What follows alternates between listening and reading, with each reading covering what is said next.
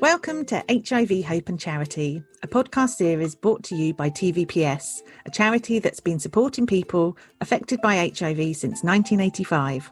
I'm Sarah. And I'm Jess, and we work for TVPS. And our aim is to get as many people as possible HIV educated. If you like the podcast, please rate, subscribe, and leave us a review wherever you listen to your podcasts. Hello, and welcome to HIV Hope and Charity.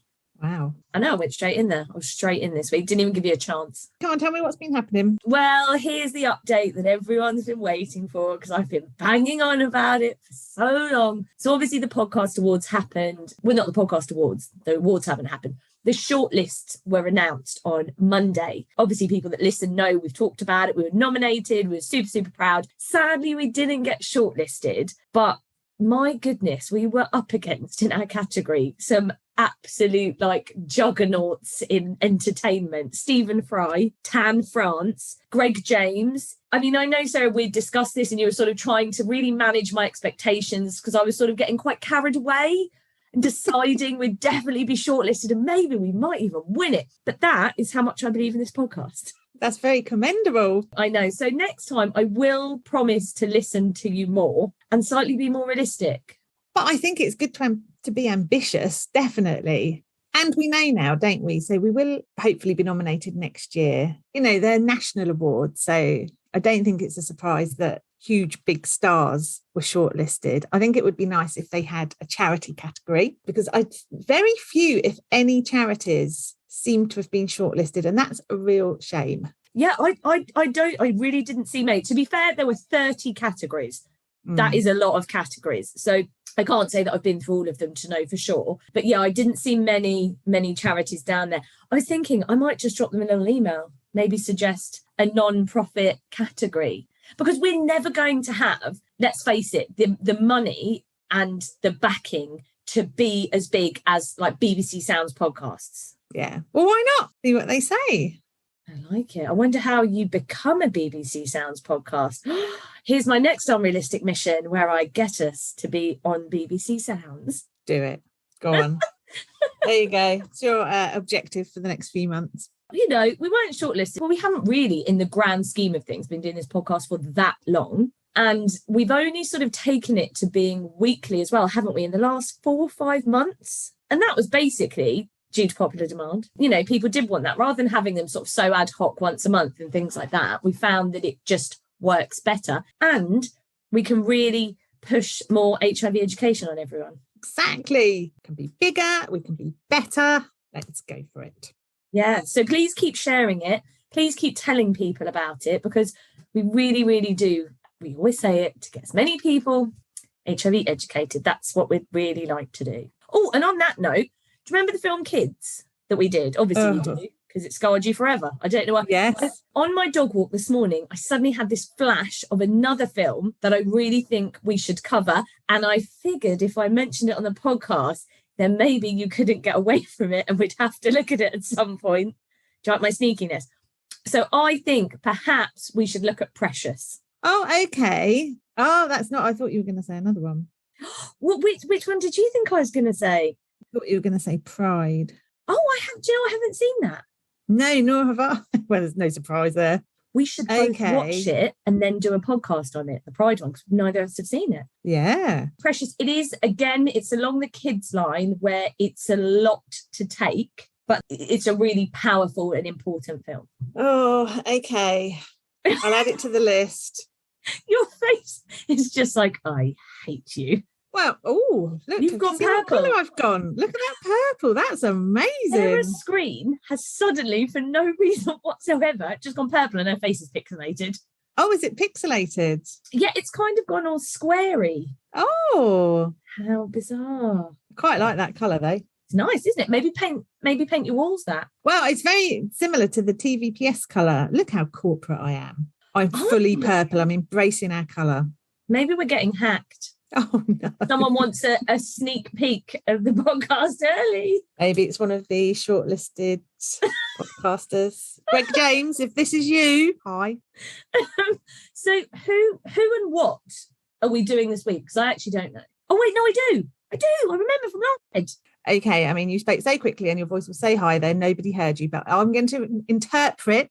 You do remember because we talked about it last week. Okay, so last week we looked at a short film called The Lazarus Effect. And this week we're going to look at Red. They're the organisation behind the film. So we want to know who they are and what they do. Excellent. They sell products, don't they? I know you're probably going to go into all of this, but I that's all I really know about Red. I didn't know they were behind any kind of film production. I've seen that they've done stuff with iPhones where you can get like a red iPhone and things like that, and the money goes to HIV charities. But beyond that, I do not know.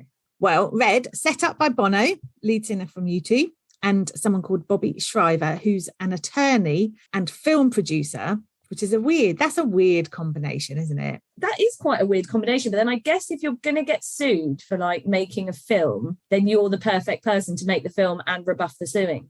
Oh, yeah, maybe that's why he chose 2 careers at once.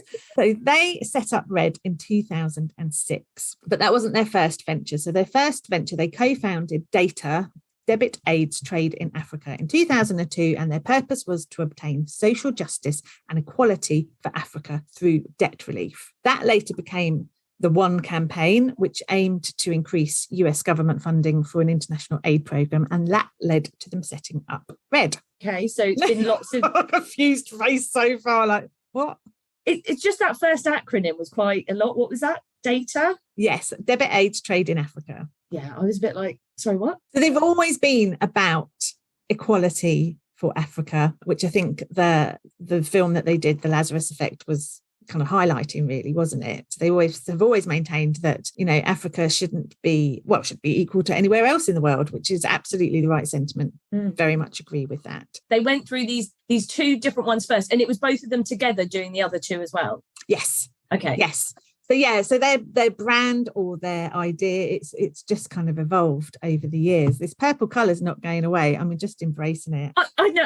We're just going to have to go with it. Normally, when our screens occasionally flash purple, I'm sure someone's going to write in and be like, "There is a Trojan horse on your computer. You have a virus." I hope not. But normally when it does it for a few seconds and then goes away. But Sarah remains a sort of pixelated purple colour. I like it. So Red, so you're right, Red is a brand licensing company, and it raises funds for the Global Fund to fight AIDS, tuberculosis and malaria. So they license the Red logo to companies. Companies use the logo on their products, and Red receive a share of the profits from the selling of those products. So the companies that use the Red logo look great, obviously, because they're endorsing a very worthy cause, which, I mean, if we were to be cynical, probably helps them sell more products. But the more products they sell, the more that benefits Red, because they're getting a share of the profits. And if they send the bigger share of the profits they get, then the more money they can hand over to the Global Fund. So it's a really simple idea. Lots of companies do it in partnering with charities, but Red is probably the biggest facilitator of that approach, although I don't have any stats to back that up. I was about to agree and go, yeah, I think they are. No, I don't know that either. But I would say with people like Bono behind it, how could it not be? Exactly. Just his name alone carries a lot of weight, doesn't it? So you'd think it would be a huge success. Well, they do this. They want to eliminate HIV in 8 African countries. And I've practiced the pronunciation of all of these. Oh, I can't wait. Sean will be really proud of me this week. So the 8 Africans are Eswatini, formerly known as Swaziland, Ghana, Kenya, Lesotho, Rwanda, South Africa, Tanzania and Zambia. I know everyone's thinking most of those are very easy to pronounce, but Lesotho does not look how it's said. Well done, you. That was very impressive. And I'm just going to point this out right now. I haven't edited this. So it's not that you're listening to this and she's tried to say it a couple of times. That was straight off the bat. Yeah, because we all know that you leave all those edits in. Only when you ask me to take them out. It's like a reaction that I have every time you say, you better take that out. I'm compelled to leave it in. Oh, no. You've gone blue.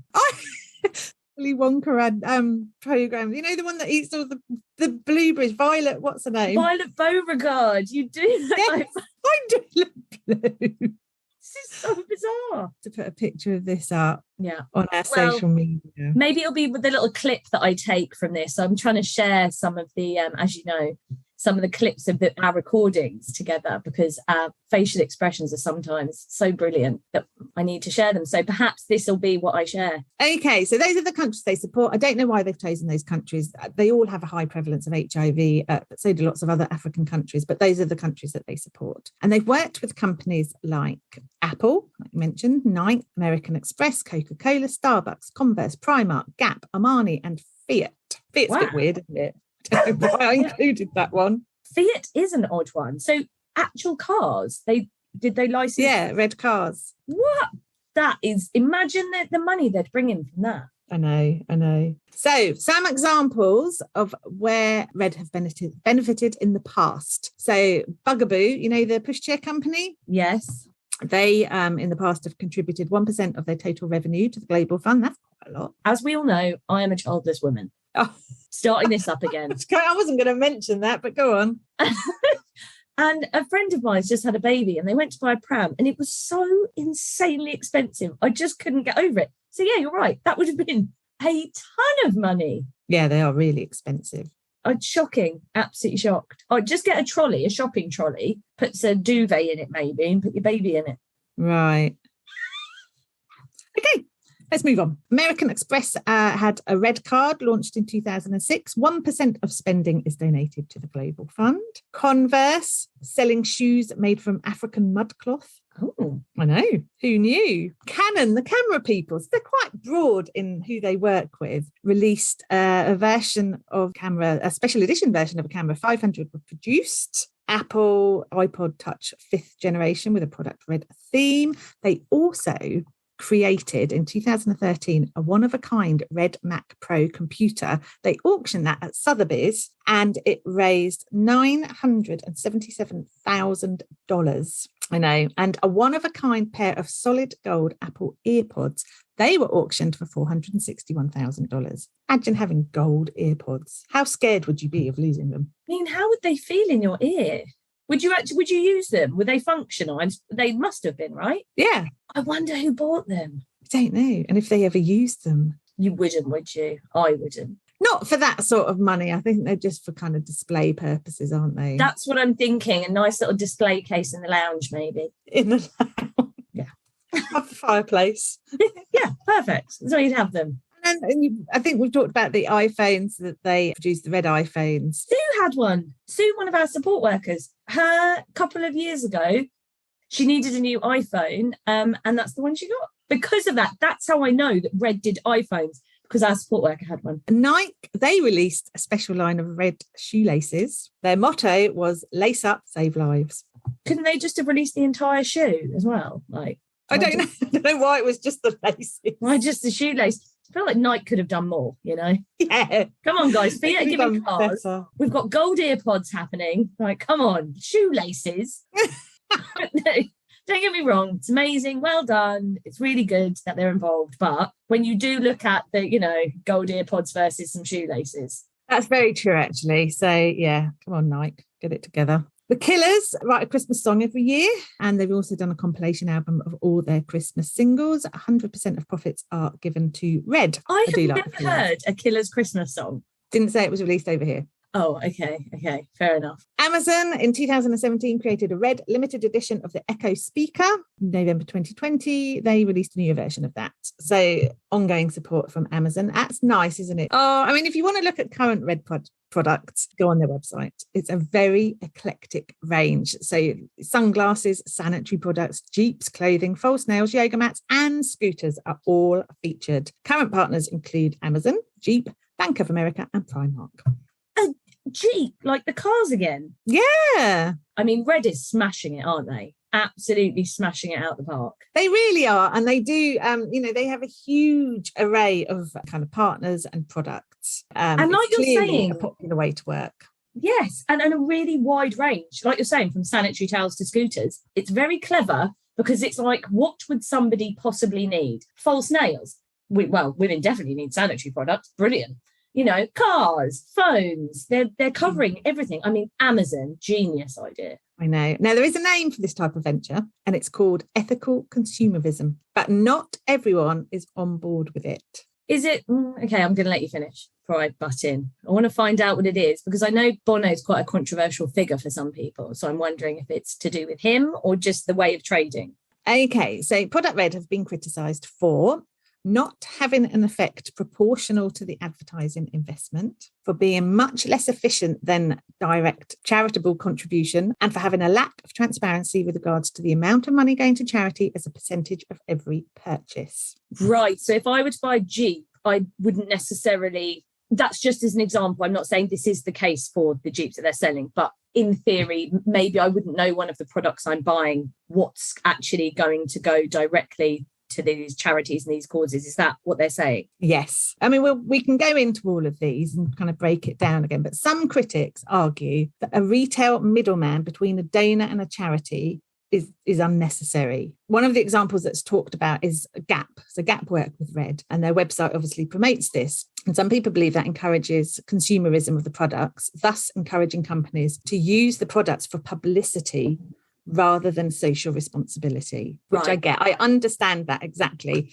because look at Pride Month over here and how many products have been endorsing Pride. My cat biscuits that turned up in my weekly shop were Pride branded. I'm all for people getting involved, but for the right reasons. I mean, you know, Marks and Spencer's with their LGBT sandwich. It's like lettuce, guacamole, tomato and bacon. Like, do we need to do that? It's just sort of, it's kind of starting to have a bit of a bad taste in people's mouths over here, isn't it? Where it gets to Pride Month and it's just like, let's just try and sell tons more by whacking a rainbow on it and off we go. Exactly. I mean, does it raise awareness? Does it increase sales? Or does it do both? And is it ethical? Because companies do benefit from endorsing their products like this. Without a doubt, they do get more sales. Yeah, I think you're right. That's a really, really hard one. I suppose in theory, would anyone have been able to get all of those companies together in that way to get them to give money? So it's a real double-edged sword, isn't it? Is that the bonus part? Maybe these companies wouldn't give to a charity like Red if there wasn't someone getting them all together. But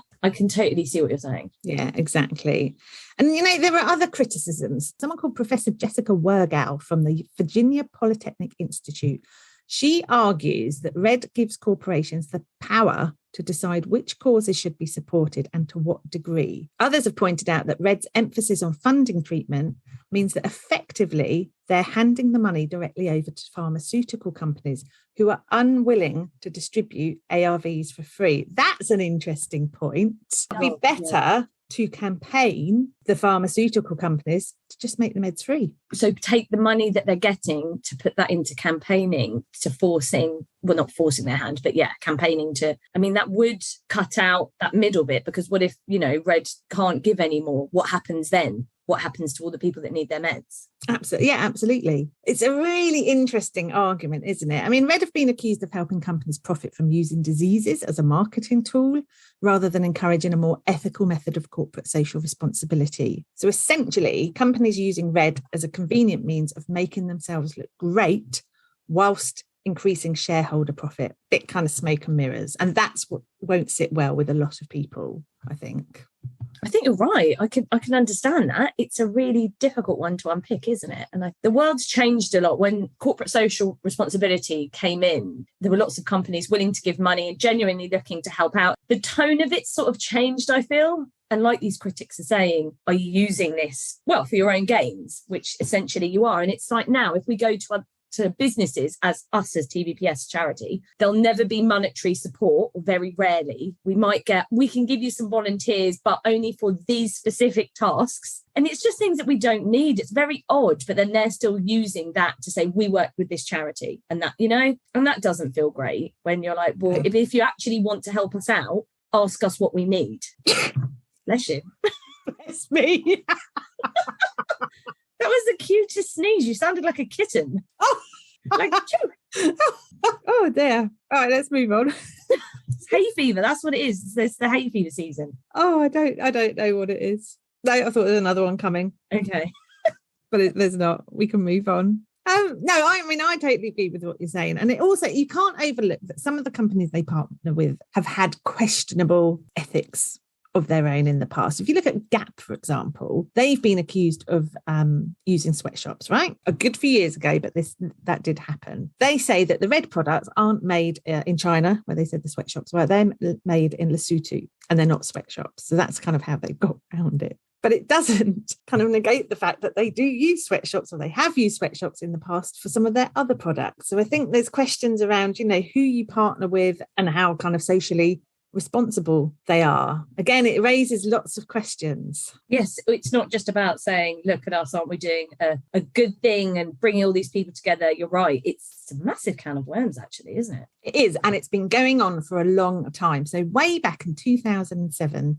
Advertising Age claimed retail participants in Project Red, Gap, Motorola, Apple had invested $100 million in advertising and raised only $18 million for the Global Fund. And some people argue it would be far more cost effective to just donate the advertising costs directly to the fund. Don't bother even designing any products. Yeah, that's not a bad idea, but they're not going to do that, are they? Because having people view you in a certain way and be linked to certain charities and certain causes is worth it. It's worth it for businesses. Absolutely, yeah, definitely. There's no kudos, is there, in just giving over big bundles of cash. You might get some publicity, but that's not what they want. They want to raise their brand. And that'll be a one-off as well. Yeah. That will be a one-off. Whereas quite often when people start buying a product, let's take Motorola, for example. When you start buying a certain brand of phone, you tend to stick with that brand. So it's worth more to them, isn't it, really? They want to help out, but what they really want to raise their profile more, I imagine, a lot of businesses. Yeah, and they want to do it on their own terms, which is what some critics have said, is they kind of set the tone of this, they set the terms of it. Clearly, they want to make themselves look good, and that doesn't sit well with some people. It's not true charitable giving if you're kind of setting the boundaries of it, basically. Well, yes, that's true. So Product Red, they did address some of these comments. In 2008, they implemented a calculator to show consumers how many doses of treatment would be received with the purchase of a Red product. So they've got more transparency going on. Even that wasn't enough for some who claim the whole venture gives the illusion of activism without requiring behavioural change or political engagement. I suppose, yeah, like we were saying, you want policy change, you want the pharmaceutical companies to be changing. This is just a stopper in that for the time being, isn't it? Yeah. And, this is a tough crowd that they're trying to please. And I do think some of the criticism, I think, is justified. In an ideal world, as we said, companies would just hand over huge sums of money with no question, no publicity, and save us all the bother of coming up with initiatives like this. But that is never going to happen. Not to us anyway. Probably doesn't happen to anyone. And there are a lot of big companies working with Red who possibly wouldn't even consider supporting the Global Fund and HIV in particular, if it weren't for the kudos that goes with being associated with Bono's company. And that's what it boils down to, isn't it? It's having the link to him. That's exactly it. It's the power of celebrity, isn't it? So, having looked at all that, is Red worthy of heroic status? Well, we need to look at the impact, don't we? As of December 2021, Red generated over $700 million to support the Global Fund HIV grants in the countries that we mentioned earlier. Dollars, as they say on their website, have impacted the lives of over 245 million people on the ground through locally designed programs that provide HIV testing and counselling, HIV prevention, antiretroviral therapy for HIV positive individuals, care for children orphaned by AIDS, and provide the low-cost treatments needed to reduce the risk of HIV transmission from mother to baby. They also, since COVID, have branched out to support relief programs that reduce disruption to vital health services and equip communities to fight the current pandemic. So what do you think? Are they a hero or a zero? I've just invented a brand new thing for us. Hero or zero, Jess? Okay, are you ready for my verdict? I'm saying hero, okay? And I'm saying hero because without it, I've watched The Lazarus Effect now. Amazing. I can see why you were obviously waxing lyrical about it. Those people wouldn't be receiving their meds. Yes, I understand some critics are saying, well, we should be looking at campaigning to get the pharmaceutical companies to do that. That would still require Red and Red's money, in theory, to do that. So whichever way they're helping, they're still helping. And like we said, I really just don't think a lot of these companies would be engaged in HIV in Africa or in any country if it weren't for this organisation. So I am saying hero. I would agree. I think hero too, despite all of that. And I do understand the criticisms, but let's be realistic. Like you say, they're not going to get involved. It's Bono that's driving all of this. This is his organisation, and the kudos that goes with that means that lots of companies want to be involved that otherwise just wouldn't consider this as a cause that their organisation can relate to. No, I definite hero for me, absolutely. But it has been interesting to hear the different sides of the argument around them, rather than just, they're amazing, they're brilliant, isn't everything fantastic? Yeah, of course there are questions there, and there are things to be considered. I think the bigger questions are around partnering with organisations, like we said, that have other ethical concerns. That, for me, is a bigger problem. Whereas I think, anything that's helping raise awareness. Like I said, I only knew about Red because Sue had, and the phone was literally red. She had the red phone. Okay. Yeah. So perfect. So, and alongside making the money, it is going to be raising awareness to more people. So double thumbs up, Red. I think so. And look, we've learned about ethical consumerism out into economics. Is it economics? I'm not sure. I don't know why you're asking me. My face is just like, yes, I think so. I think it's economics. Yeah, you would call it economics. Oh God, see? So there you go, everyone. We've learned all about ethical consumerism and Red, and that is all you need to know. As always, brilliant research and very interesting topic. Because I can't lie to you, to start with, I was like, Red, can there really be that much? Like, what are we going to go into? What are we going to talk about? Is it just, Bono's great and they raise money? I sort of thought there wasn't much more to it. I very much enjoyed that you weren't afraid to bring us the opposing arguments and the criticisms of Red. Yeah, no, we have to address those. Otherwise, what's the point? It's not very real, is it, if we're just raving on about how amazing people are, which I know we do most weeks, but they're all justified. Yeah, that is what this entire podcast is about, really. Yeah, no, that's true. Yes. Yes. But we said in the past we should do like a 0-1, Margaret Thatcher's first. Oh, yeah. We have so many more ideas, don't we, moving into the summer of different, obviously you all know we do heroes and history, but yeah, we have some other ideas for some other facets. And there are some topics that we've been discussing that really don't fall into either category. Interesting. Do you know what I think is good is as we are doing our podcasts, yes, more and more things are coming to light where HIV is things that we didn't think HIV would be associated with. Yes, have come to the forefront. And he realised that HIV, affects everyone really, doesn't it, in one way or another, all kinds of areas in the world. It's very interesting. I feel like it's 5 degrees of separation with HIV. It's always related in some way, somewhere. Yeah. And it's important that we discuss that. Oh, look at us being all positive about ourselves. Well done, you. See, if those British podcast people would have heard this, Sarah, maybe this would have been the winning one that would have been Stephen Fry. Oh, but I just don't think we can compete with Stephen Fry. I don't. Or Tan France. Or Greg James. Yeah, I know. Next year, there's always next year. Really, what we need to do is branch out into radio or TV. Become household names, and then we'll be shortlisted.